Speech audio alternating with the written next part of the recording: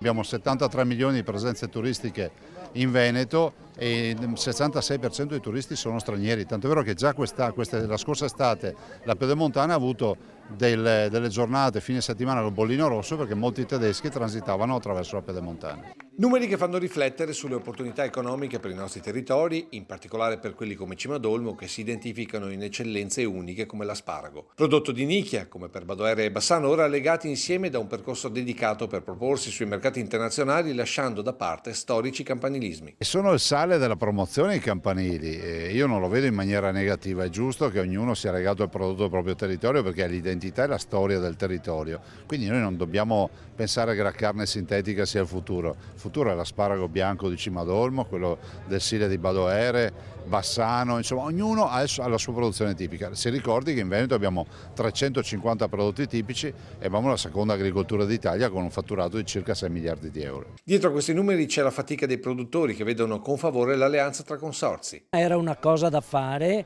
anche perché stiamo parlando di 3 eccellenze del nostro territorio. La qualità la fa la mano femminile? Sì.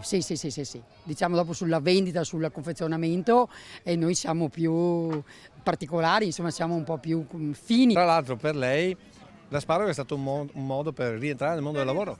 Rientrare nel mondo del lavoro e dopo una maternità e ho cambiato attività praticamente. Che cosa può portare un giovane in un prodotto che ha 500 anni?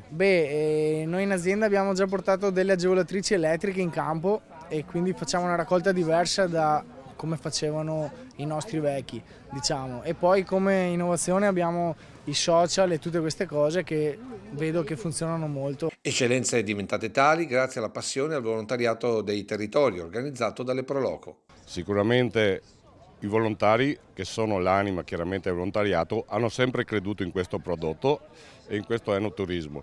Quindi senza di loro non saremmo qua oggi e senza di loro non avremmo tutti questi prodotti valorizzati.